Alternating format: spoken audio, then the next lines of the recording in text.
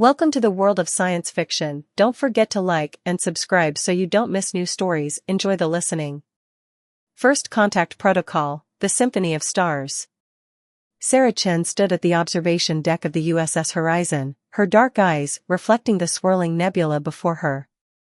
20 years of diplomatic service hadn't prepared her for this moment.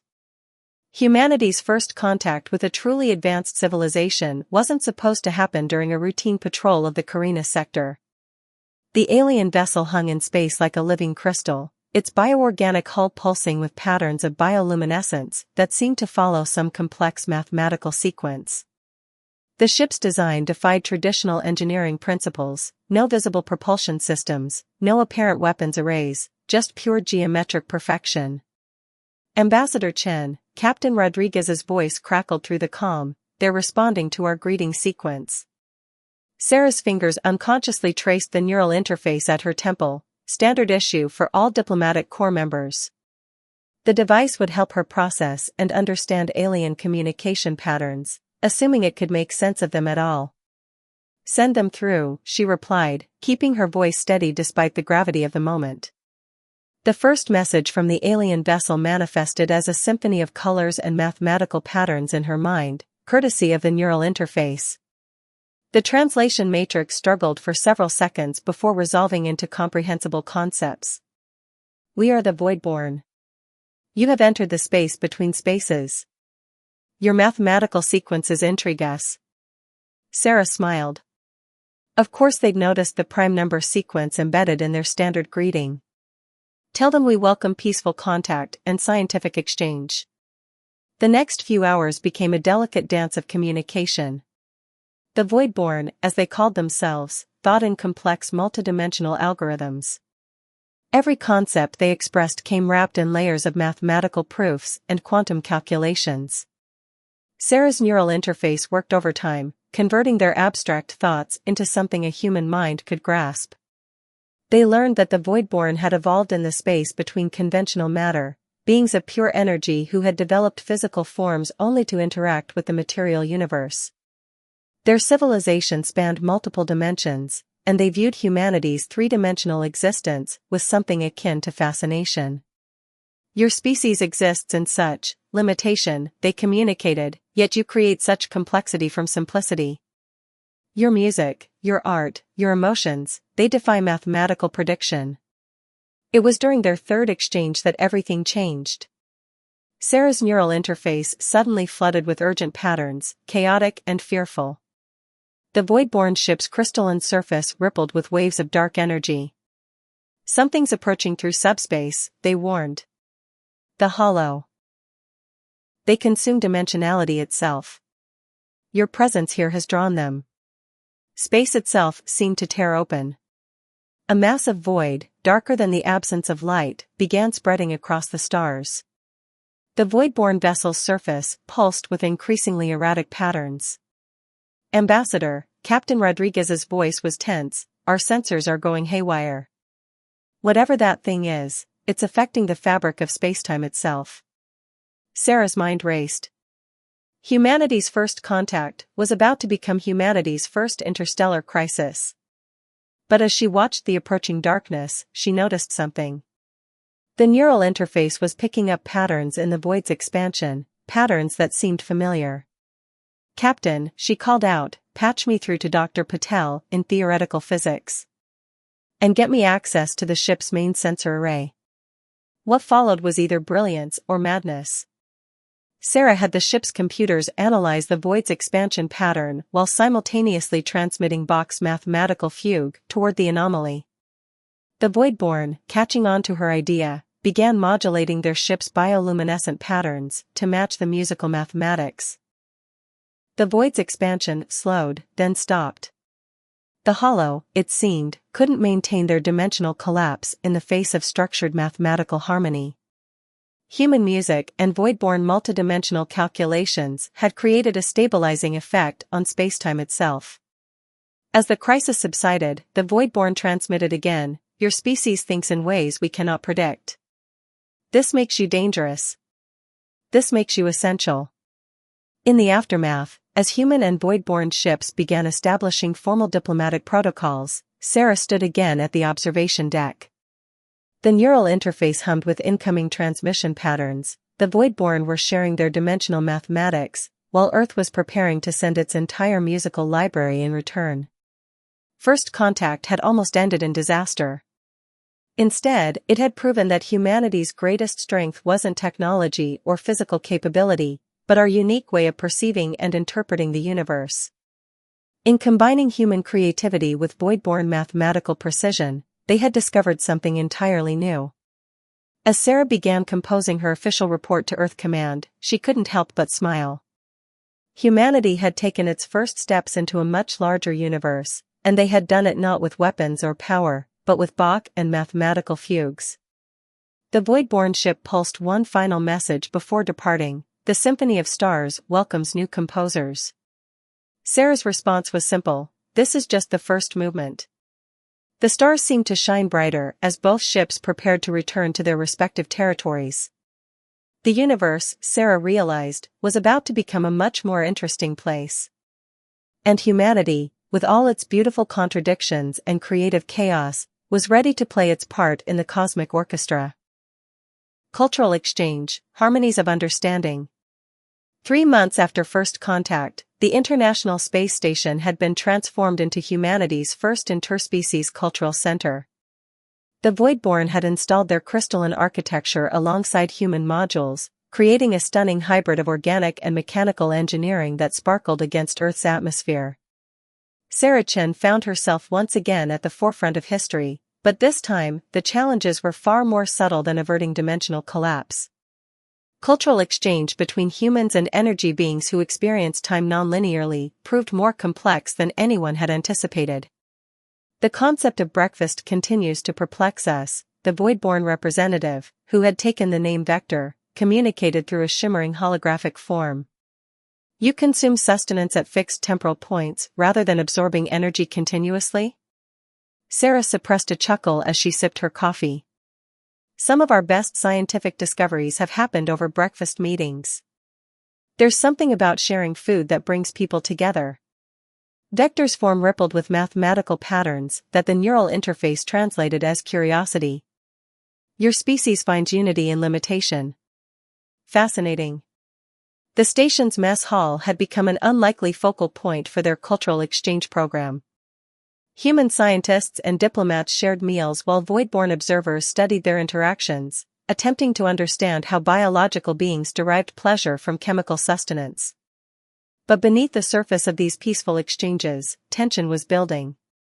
Earth's various governments were pressuring the diplomatic corps for access to Voidborn dimensional technology, while the Voidborn themselves seemed increasingly concerned about humanity's rapid technological advancement. Your species progresses at an alarming rate, Vector noted during one of their daily discussions. The mathematical probability of your evolution suggests outside influence. Sarah set down her tablet, where she'd been reviewing reports of unusual energy signatures detected near Mars. What do you mean? Vector's form pulsed with complex patterns. The Hollow are not the only entities that traverse the dimensional spaces. There are others who seed potential. Guide evolution. Your species bears their mark. Before Sarah could probe further, alarms blared throughout the station. Red emergency lights bathed the mess hall in an ominous glow.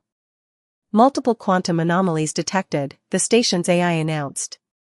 Dimensional stability compromised in sectors 3 through 7. Vector's form became agitated, emitting patterns so complex that Sarah's neural interface struggled to process them.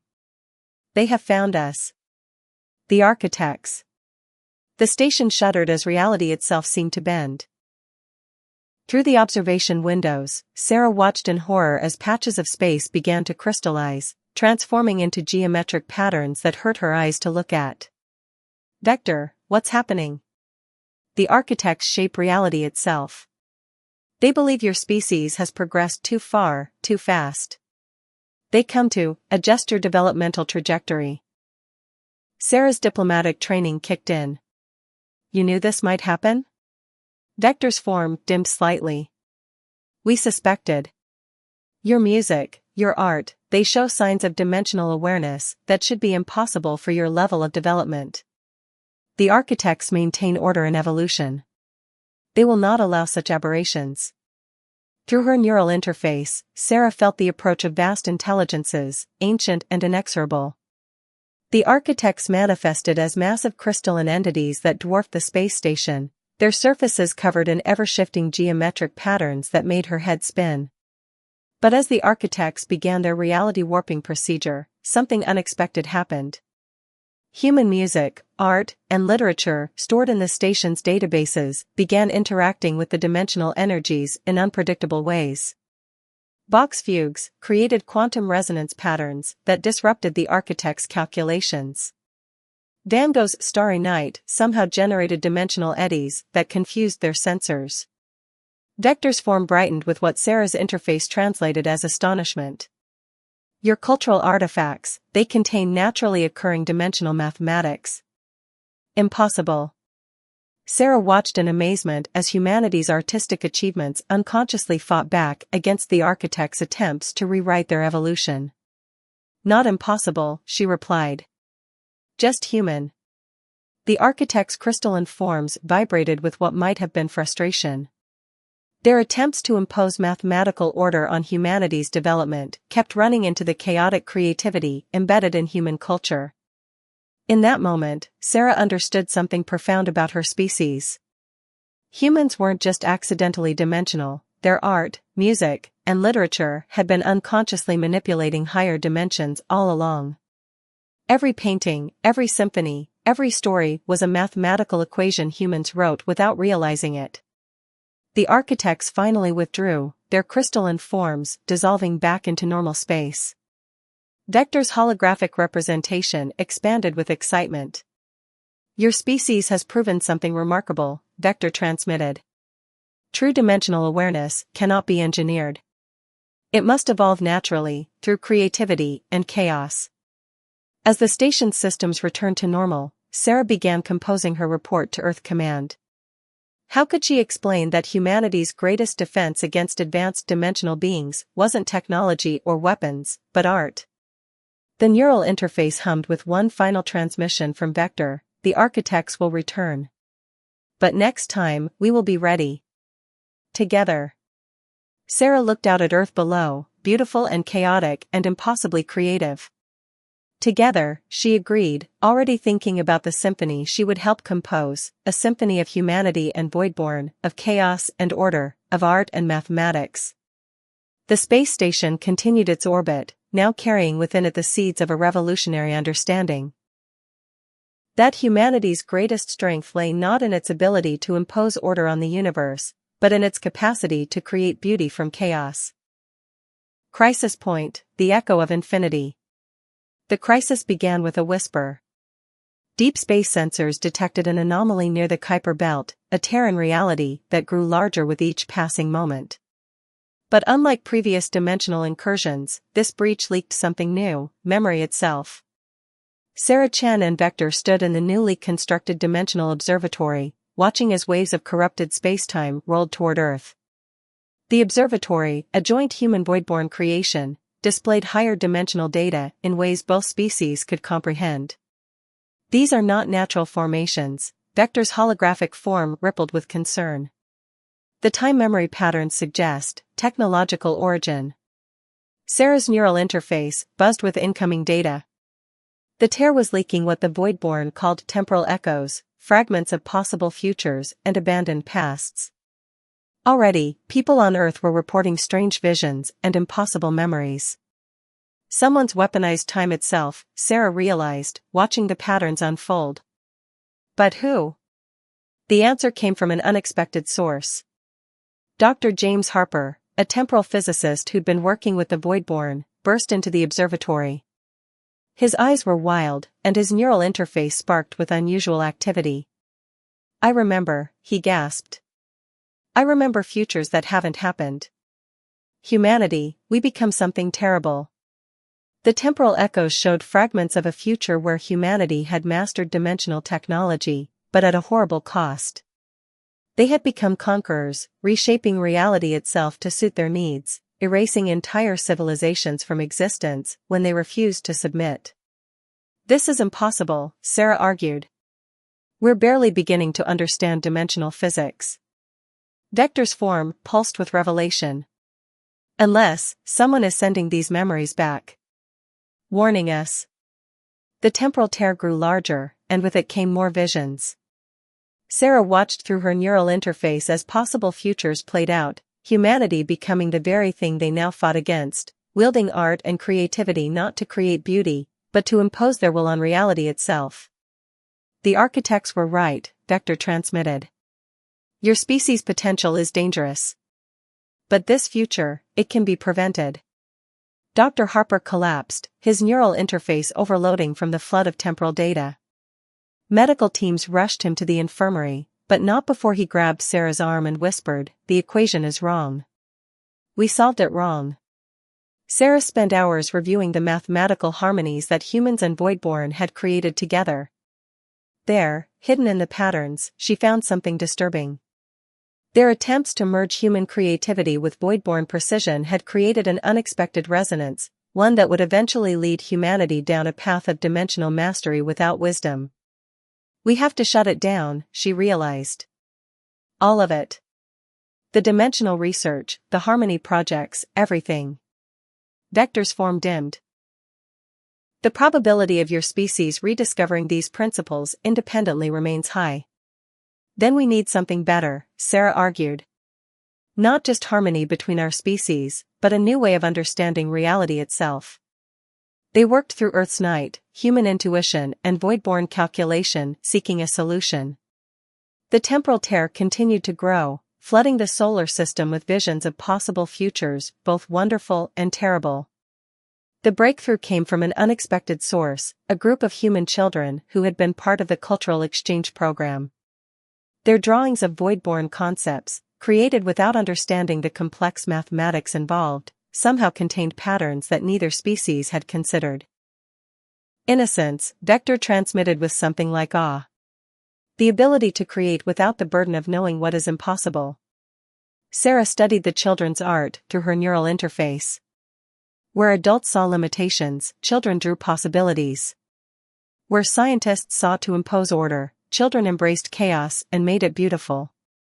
Together, they crafted a new equation, not a harmony between order and chaos, but a recognition that both were necessary parts of a greater whole. The children's drawings became the foundation for a new kind of dimensional mathematics, one that couldn't be weaponized because it required something machines could never replicate, wonder. As they implemented the new equations, the temporal tear began to close. The visions of humanity's dark future faded, replaced by something else, glimpses of a future where humans and Voidborn grew together, each maintaining their unique perspective while learning from the other. Dr. Harper recovered, his memories of the dark future fading but not entirely gone. We'll always have the potential to become that, he warned Sarah. Power corrupts, even mathematical power. That's why we need the children, Sarah replied, watching as a young girl showed her crayon drawing to an fascinated Vector. To remind us that understanding the universe doesn't mean controlling it. The crisis passed, but it left both species profoundly changed. The Voidborn learned that true creativity required the freedom to make mistakes, while humanity discovered that their greatest strength lay not in mastering reality, but in imagining new ways for it to be wonderful. As the last temporal echoes faded, Sarah found one final message hidden in the patterns, not from a dark future, but from countless possible futures where humanity chose wonder over power. The universe is not a problem to be solved, but a story to be told. Alliance forged, quantum of redemption. The architects returned, not with force, but with an ultimatum. Their crystalline forms towered over Earth's orbital defense grid, transmitting a simple message: choose. Evolution or extinction. Sarah Chen stood before the United Earth Council, Vector's holographic form beside her. The chamber buzzed with nervous energy as representatives from every nation debated humanity's response. They offer us controlled evolution, a council member argued. Guided development. Safety. They offer chains, Sarah countered. Beautiful, mathematical chains, but chains nonetheless. The Voidborn had shared disturbing data. Civilizations that accepted the architect's guidance became perfectly ordered, perfectly predictable, and perfectly stagnant. They never achieved their full potential because they never took risks, never made mistakes, never created anything truly new. There is a third option, vector transmitted, their form rippling with complex equations. But it requires trust. More trust than has ever existed between species. The Voidborn proposed something unprecedented, a true merger of their civilizations. Not through technology or politics, but through art and mathematics. They would teach humanity to see the equations in their art, while learning from humans how to find beauty in chaos. Sarah's neural interface buzzed as the implications became clear. You're talking about coevolution. Evolution through harmony, vector corrected. Neither guided nor random, but chosen. Together. The council chambers erupted in debate. Some feared losing human identity, others warned of giving up too much control. But Sarah remembered the children's drawings that had saved them during the temporal crisis, impossible things made possible through innocent imagination. Deep in the Kuiper belt, the architects' patience wore thin. Their crystalline forms began reshaping local space, preparing to enforce evolution if humanity refused to choose. But humanity had already begun changing in ways the architects couldn't predict. The neural interfaces, designed for translation, had started forming something new, a quantum network of human creativity and Voidborn mathematics. Dr. Harper, still carrying echoes of possible futures, recognized the pattern. It's already happening, he announced to the council. We're not choosing between human and Voidborn. We're becoming something else entirely. The evidence was undeniable. Children born after first contact showed unprecedented mathematical ability, while young Voidborn exhibited spontaneous creativity. Art and equations were becoming one language. Sarah felt it through her neural interface, the birth of a new kind of consciousness, neither purely human nor Voidborn, but a harmony of both. The children called it dream math, the ability to calculate with intuition and create with precision. The council's decision was unanimous. Earth's response to the architects came in the form of a symphony, music that contained perfect mathematical proofs, and equations that told stories of hope and wonder. The architects' crystalline forms resonated with frequencies they couldn't predict or control. Their perfectly ordered reality encountered something new, evolution through art, mathematics through emotion. Your species was meant to be contained, they transmitted. This union was not in any calculation. That's rather the point, Sarah replied through the quantum network, her thoughts carrying both human emotion and Voidborn precision. The most beautiful things can't be calculated in advance. The architects retreated, but not in defeat. Their final transmission suggested something like curiosity, we will watch. We will learn. Perhaps we too must evolve. In the years that followed, the alliance between humans and Voidborn transformed both civilizations. Earth's cities began incorporating living crystal architecture, while Voidborn vessels pulsed with music and color. Children learned to paint with quantum probabilities and calculate with dreams. Sarah stood in the New Harmony Center, watching human children teach young Voidborn to dance, while Voidborn mentors helped humans visualize 11-dimensional space. Through her neural interface, she felt the quantum network humming with countless minds sharing art and equations, stories and theorems. We didn't just survive evolution, she told Vector, whose form now displayed both mathematical precision and artistic flair. We transcended it. Through harmony, Vector agreed, their patterns forming a visual symphony. Not perfect order or perfect chaos, but perfect balance. The architect's ultimatum had forced both species to confront their deepest fears, humans' fear of losing their humanity, and Voidborn fear of losing their precision. Instead, they had found something greater than either civilization could have achieved alone.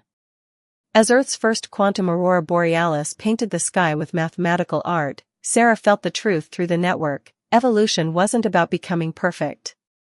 It was about becoming more than you were, while staying true to what made you unique. The Human Voidborn Alliance had shown the galaxy a new path, one where advancement came not through conquest or control, but through harmony and wonder. They had proven that the most powerful force in the universe wasn't order or chaos, but the beauty that emerged when both danced together. And somewhere in the vast darkness between dimensions, the architects began to calculate new possibilities, wondering if perhaps they too had something to learn about evolution. Evolution's Edge, the final movement. A decade after the architects' retreat, humanity and the Voidborn faced their greatest challenge. The Hollow had returned, but they weren't alone. They had merged with the dark futures leaked through the temporal tear, becoming something that threatened not just dimensionality, but the very concept of existence itself. Sarah Chen, now Director of Dimensional Relations, stood aboard the quantum crystal hybrid vessel Harmony's Dawn. Her neural interface, evolved beyond simple translation, connected her to both the human Voidborn network and the ship's living consciousness. They're consuming whole realities, Vector reported, their form now a complex interplay of mathematical precision and artistic expression. Not just dimensions, but possibilities themselves. The viewing screen showed the impossible, vast swaths of space where stars weren't just going dark, but had never existed at all. The hollow future hybrid entities were devouring history itself, erasing civilizations before they could ever evolve. Dr. Harper's quantum calculations painted a grim picture. They're using our own temporal technology against us. Every reality they consume makes them stronger, more inevitable. But humanity and the Voidborn had evolved too. Their shared civilization had created something the universe had never seen before: conscious quantum architecture, living mathematics, artistic physics. Children dreamed in equations and calculated with emotions. Sarah felt the quantum network pulse with billions of minds, human and Voidborn alike, all working in harmony. "We don't fight this with weapons," she announced. "We fight it with creation itself."